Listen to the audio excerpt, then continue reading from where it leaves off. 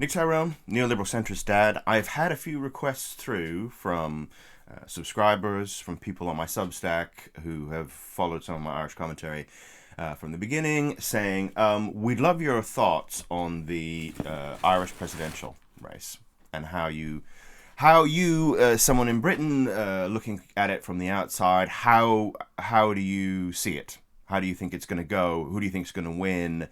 Any comment really on the Irish presidential election, and it's almost 4 weeks away, so it's really coming up now. And obviously, we know who the nominees are. There's three of them, and the first thing to address is people keep asking me, "Oh, what are people in Britain saying about it? What is the British media saying about the Irish presidential election race?" A lot of you can guess what I'm about to say. Pretty much nothing. You could easily be actually quite politically engaged in Britain and be quite a nerd and read all sorts of political commentary from left and right, and actually have really almost no idea that it was going on. There was a piece this week. It was a couple days ago, I believe, on the race. And it was essentially a thing to bash, as you can probably imagine, it was a Spectator, to bash Catherine Connolly, talk about her comments on Hamas, which are, I'm going to say, well, they were a little brutal. I was a little shocked, although not, it was that meme, isn't it, from Futurama? I'm shocked! Well, not really. It was that, completely. But she said, because Starmer had said that, Keir Starmer, Prime Minister of the United Kingdom, as you know, said this week or last week, he said that Hamas, when he was recognizing, because the thing is, Britain recognized the nation, the country of Palestine, formally recognized it as a country, and there's been a lot of talk about that. Has been in the media a lot in Britain. And I think one of the things that he wanted to do was sort of say, look, I'm not trying to reward Hamas, because that was something that people were criticizing him for, saying that was what the recognition was all about, or at least it was implicit in the recognition. We are rewarding the terrorists of October 7th for the horrible things that they did. And obviously Starmer wanted some level of rebuttal on that, and so one of the things he said is he doesn't believe that Hamas should play any part in a Palestinian state, which I think is a completely reasonable thing to say. And sort of the very least he could have said, if I was being brutally honest. And so Catherine Connolly was asked to comment on this, or she brought it up herself, I'm not sure which. And she said, I want to actually just read what she said. "I don't think it's up to Keir Starmer to make that statement at all. I come from Ireland, a history of colonization, and would be very wary of telling a sovereign people how to run their country. The Palestinians must decide in a democratic way who they want to lead their country. And this is the killer. What happened on October 7th, I'm on record for condemning, but history did not start on October 7th. This is your classic October 7th commentary from the left. It's, oh look, obviously that was horrible, and I'm against, people being tortured and killed and raped, and all that's bad, but was there some call for it? I'm not going to go that far. I'm just saying history didn't begin on that day, alright? As you can kind of tell, I'm not a big Catherine Connolly fan, particularly, and I hope she doesn't win. And from what I'm hearing from people that I'm speaking to in Ireland, it's a small group of people that I happen to know who are either expats who live in Britain, or there's some think tank people in Ireland I know a little bit, and some journalists I know a little bit, and I sort of tapped them up for their views on this, and it was interesting. There was kind of a consensus on what they thought was going to happen. Before I tell you what my panel of experts thought was going to happen in the Irish presidential election in just over 4 weeks' time, just a quick one on the polls. Now, the polls are really interesting. I think particularly from the British viewers of this video, you'll be fascinated to know what the polls are saying. First of all, I should say there's three candidates, right? There's Catherine Connolly, who's an independent TD. So she's not of a party, but she's very clearly of the left. There's no question about that. And she was essentially the appointee of Sinn Féin and the other galaxy of left-wing parties, quite small ones, generally speaking, in Ireland. And then you've got, obviously, the Fianna Fáil and the Fine Gael appointees, the people that the two big parties have chosen as their candidates. And there's Jim Gavin for Fianna Fáil. He's an ex Gaelic football manager, quite as far as I can tell, quite famous in Ireland. Maybe my Irish viewers can tell me about the level of Jim Gavin's fame, but that's what I'm being told by the people I'm speaking to. And Heather Humphreys is Fine Gael. And so really what I'm getting is, well, we don't think Connolly's going to win. Now, whether that's denialism or not, I don't know, but everybody feels like, look, there's just too much of a hill for Connolly to climb. There is actually too many people who are sort of small c conservative in Ireland, particularly in the south, and it's just not going to happen for her. This is what I'm being told. If you want to rebut this in the comments, please tell me. I would actually love to hear from Catherine Connolly fans about what you see in her, because maybe I'm just seeing the worst in her. As I say, generally speaking, when I'm seeing something, it's usually from the conservative side of the press in Britain. And it's, Mary Steen, she's a conservative politician in Ireland. She's been very heavily involved in campaigning in Ireland, on the conservative side of several referendums. We don't have to get into that here. That's a whole other issue. But well-known conservative politician in Ireland. She didn't get on the ballot. She didn't get the nominations. I mean, essentially because Fianna Fáil and Fine Gael did not want her on the ticket. And they really pulled a very three-line whip sort of thing to say, we don't want her. So she didn't get the nominations. So she is not running. But so all the things I'm seeing in British conservative media around, Maria Steen's been pushed out, this wonderful conservative woman who's just fighting the good fight, and Catherine Connolly, this horrible, horrible leftist, she's made it, and what a travesty that is. I mean, again, everything I'm reading from Catherine Connolly is terrible. All the quotes, but I mean, I guess they're selectively taking her worst quotes, which I'll admit, but I'm saying they are pretty bad.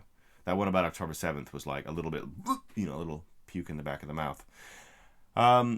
So anyway, so now that I've gone through that, the polling is suggesting Heather Humphreys has basically steadily been in the lead, pretty much for a while now.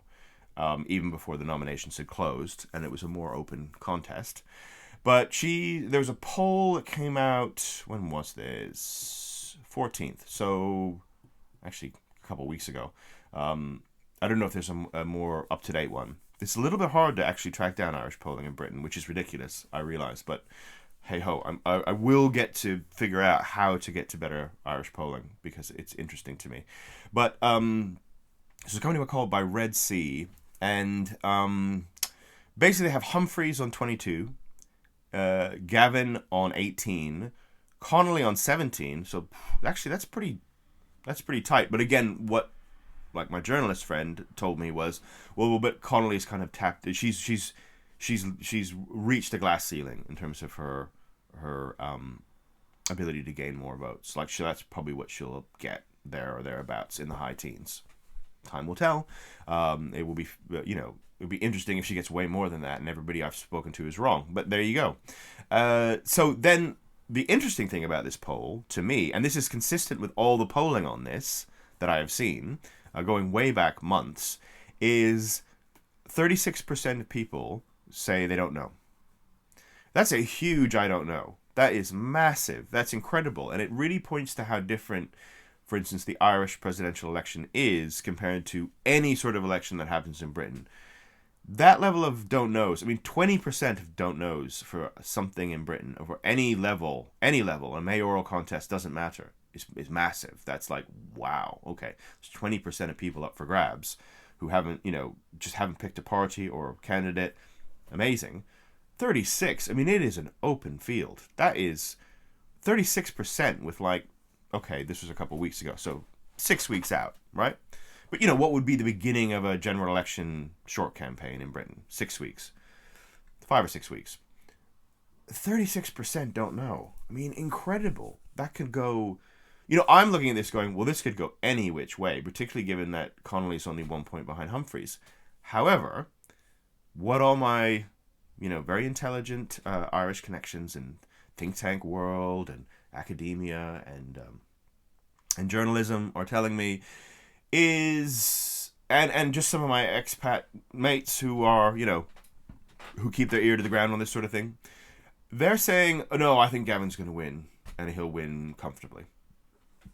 So they're convinced Jim Gavin's going to win. And by the way, that's across the board. That's everybody I've spoken to. No one gave a dissenting opinion. Everybody's basically saying, yeah, Humphrey's ahead because there's a whole series of reasons why they think that is. Something to do with the position of the polling of the parties at the moment, wider Irish politics context, blah, blah, blah. A whole host of reasons why Humphreys is there. But basically now we're in the real short campaign where the nominations are closed. We know who all the candidates are. Gavin's just going to ride through. He's he's a charismatic guy. He's quite famous. He'll wipe the board. That's why Fianna Fáil went for it. It's why he was sort of steamrollered in, as it were. He didn't really have he didn't have a hinterland in politics, from what I understand. He didn't have a kind of